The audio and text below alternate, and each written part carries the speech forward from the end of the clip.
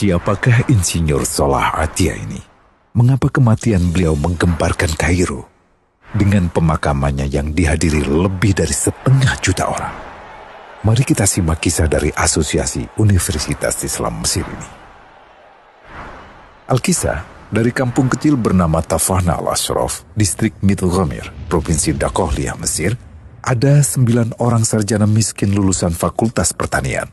Lalu mereka pun sepakat membuat sebuah peternakan unggas, sembari mencari mitra ke-10. Namun mereka terbentur modal. Maka dengan sekuat tenaga mereka kumpulkan dari hasil menjual tanah, perhiasan istri, hingga meminjam. Meski tidak banyak terkumpul, namun mencukupi untuk memulai usahanya. Pertanyaan tersisa, siapa mitra yang ke-10? Insinyur Salah, satu dari mereka pun berkata, "Aku sudah menemukan mitra yang ke-10. Siapa?" kata teman-temannya. "Allah," lanjutnya. "Allah akan menjadi mitra usaha kita yang ke-10. Allah akan mendapat 10% dari keuntungan kita. Dengan perjanjian, Allah yang akan memberikan perlindungan dan pemeliharaan, keamanan dari segala wabah penyakit." Akhirnya mereka pun sepakat. Kontrak kerjasama pun ditulis secara rinci dan dicatatkan ke notaris. Lengkap dengan peran mitra ke-10 tersebut. Tak disangka, setelah 1 musim bisnis mereka langsung meroket. Jauh dari yang dibayangkan sebelumnya.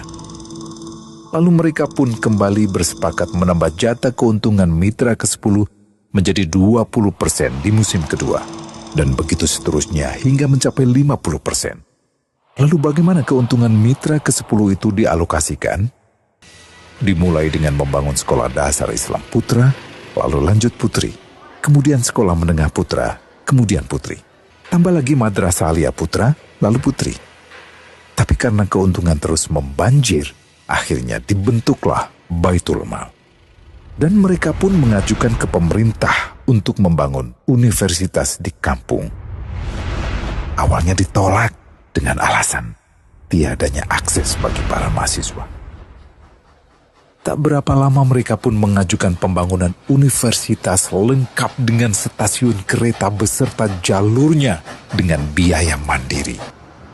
Akhirnya permintaan ini disetujui. Dan pertama dalam sejarah Mesir, berdirilah sebuah universitas di perkampungan kecil. Semakin berkembang, dibangun pula fakultas kedua, ketiga, keempat hingga asrama putri dengan kapasitas 600 kamar.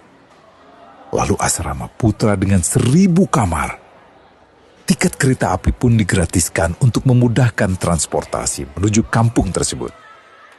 Tak cukup hanya itu, dibangun Baitul Mal berikutnya hingga hilang kemiskinan di daerah tersebut. Dan program ini diduplikasi ke kampung-kampung lain hingga bisa dikatakan tak ada kampung yang disinggahi Insinyur Salah kecuali akan dibangun Baitul Mal untuk warga. Bantuan pun diberikan untuk fakir miskin dan para janda. Pemuda pengangguran pun dilatih untuk mengelola perkebunan sayur hingga mandiri, bahkan sampai bisa mengekspor ke negara tetangga.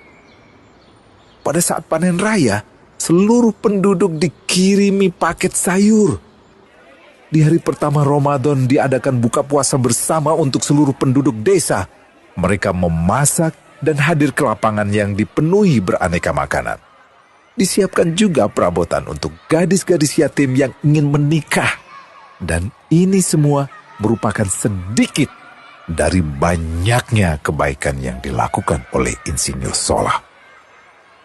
Hingga pada akhirnya disepakatilah keuntungan perusahaan 100% untuk Allah.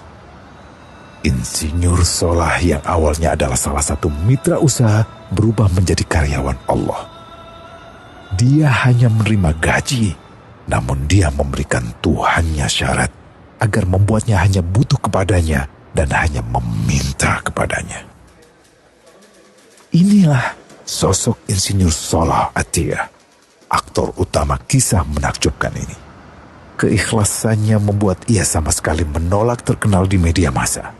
Dan kini, Meski orang yang melibatkan Allah ke dalam bisnisnya ini telah wafat, terbayang seluruh amal jariahnya yang selalu mengalir untuknya. Masya Allah. Pertanyaannya, akankah ini hanya menjadi sebatas kisah saja?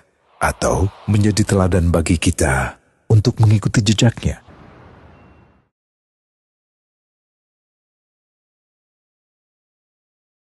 Global Wakaf dari Global Islamic Philanthropy.